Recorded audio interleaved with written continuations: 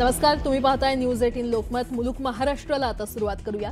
मुख्यमंत्री देवेंद्र फडणवीस आणि मनसे अध्यक्ष राज ठाकरे आज पुन्हा एकाच मंचावर येणार आहेत। हॉटेल ताज लँड्स येथील पुस्तक प्रकाशन सोहळ्याला दोन्ही नेते हजेरी लावणार आहेत। माधव अगस्ती यांच्या कारकिर्दीची 50 वर्षे आणि stitching stardom for icons on and of screen या पुस्तकाचं प्रकाशन हॉटेल ताज लँड्स इथे आयोजित करण्यात आलेला आहे। या कार्यक्रमाला हे दोन्ही नेते उपस्थित राहतील असं सांगण्यात येतं।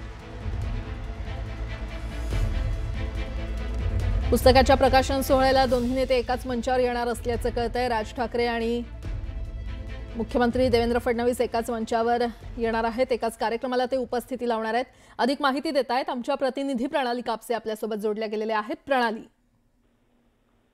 आपल्याला माहिती आहे की एकूणच जर बघितलं आपण तर सध्या स्थानिक स्वराज्य संस्थांच्या निवडणुकांच्या पार्श्वभूमीवर राजकीय उलथापालट होत असतात आणि अशा परिस्थितीमध्ये मोठे नेते जर एकाच मंचावर येत असतील तर त्यातून काहीतरी नवीन गोष्टी घडतात का याकडे सगळ्यांचं लक्ष लागलेलं असतं। मनसे अध्यक्ष राज ठाकरे आणि त्याचबरोबर मुख्यमंत्री देवेंद्र फडणवीस हे माधव अगस्ती यांच्या 50 वर्षाची त्यांची जी काही कारकीर्द झालेली आहे त्या कारकिर्दीवर आधारित पुस्तकाच्या प्रकाशनाच्या सोहळ्याला उपस्थित राहतील अशी सूत्रांची आत्ताच्या घडीला माहिती मिळते। दोन्ही नेत्यांनी आपण या कार्यक्रमाला जात असल्याचं कन्फर्म केलं असल्याचं कळत आहे। हा जो कार्यक्रम आहे हा ताजलँड एंड या हॉटेलमध्ये पार पडणार आहे आणि त्या कार्यक्रमाला हे दोन्ही नेते उपस्थित राहतील असं कळतंय। आणि त्यात म्हणूनच मी जसं म्हणाले की जेव्हा दोन मोठे राजकीय नेते एखाद्या कार्यक्रमाला एकत्रित भेटत असतील तर त्यावेळून नवीन वेगवेगळ्या चर्चांना उधाण येत असतं। तसंच उधाण या दोन नेत्यांच्या या पुस्तक प्रकाशनाच्या कार्यक्रमाला एकत्रितरित्या उपस्थित राहण्यावरून सुरू झालेलं आहे। दोन्ही नेत्यांनी आपण इथं जाणार असल्याचं कन्फर्म केलेलं असल्यामुळं आता हे ते खरेच या कार्यक्रमाला उपस्थित राहतात का हे सुद्धा बघणं महत्त्वाचं ठरणार आहे। बरं प्रणाली, धन्यवाद या संपूर्ण माहितीसाठी। मुंबई महानगरपालिकेची आरक्षण सोडत जाहीर झाल्यानंतर दोन्ही ठाकरे बंधूंकडून निवडणुकीची रणनीती सुरू आहे। आता आरक्षण सोडत जाहीर झाल्यानंतर मनसे अध्यक्ष राज ठाकरे आणि शिवसेना पक्षप्रमुख उद्धव ठाकरे यांनी इच्छुकांची यादी मागवली आहे। मनसेच्या काल झालेल्या बैठकीत मुंबईतील इच्छुकांची यादी मागवण्यात आली आहे। जे पदाधिकारी इच्छुक आहेत त्यांची यादी विभाग अध्यक्षांनी देण्याचे आदेश पक्षाच्या वतीने देण्यात आलेले आहेत।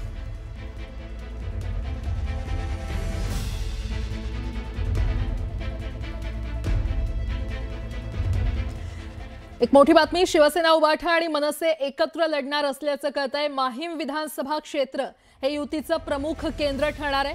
मतदारसंघातील 5 प्रभागांवर ठाकरेंच्या सेनेचं प्राबल्य असणार आहे। तर सदा सरवणकर यांचं कडवं आव्हान ठाकरे बंधूंना पेलावं लागणार आहे, कारण माहीम विधानसभा क्षेत्र युतीचं प्रमुख केंद्र ठरणार असल्याचं पाहायला मिळतंय।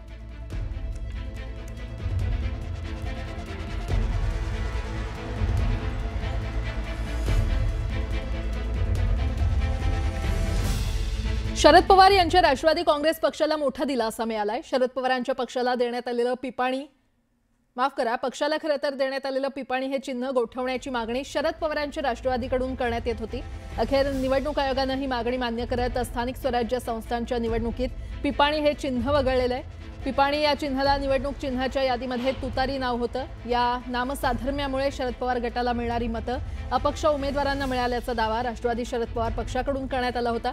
त्यामुळे निवडणूक आयोगाला तशी मागणी देखील करण्यात आली होती, मात्र आयोगाकडून कोणताही प्रतिसाद मिळाला नव्हता। मात्र स्थानिक स्वराज्य संस्थांच्या निवडणुकीत ही मागणी मान्य करण्यात आली आहे। आयोगाने आपल्या 194 मुक्त चिन्हांच्या यादीतून पिपाणी म्हणजेच ट्रम्पेट हे चिन्ह वगळलेलं आहे।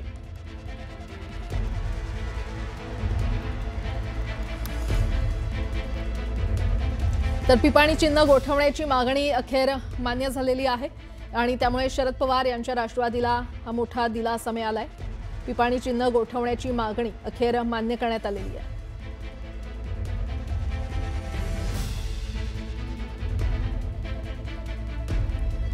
मोठी बातमी आपण पाहतोय, तर शरद पवार यांच्या राष्ट्रवादीला हा मोठा दिलासा मानला जातोय, कारण पिपाणी हे चिन्ह गोठवण्याची मागणी करण्यात आली होती आणि ती मागणी आता मान्य करण्यात आलेली आहे। पिपाणी या चिन्हाला निवडणूक चिन्हाच्या यादीत तुतारी नाव होतं आणि या नामसाधर्म्यामुळे शरद पवार गटाला मिळणारी मतं अपक्ष उमेदवारांना मिळाल्याचा दावा राष्ट्रवादी शरद पवार पक्षाकडून करण्यात आला होता।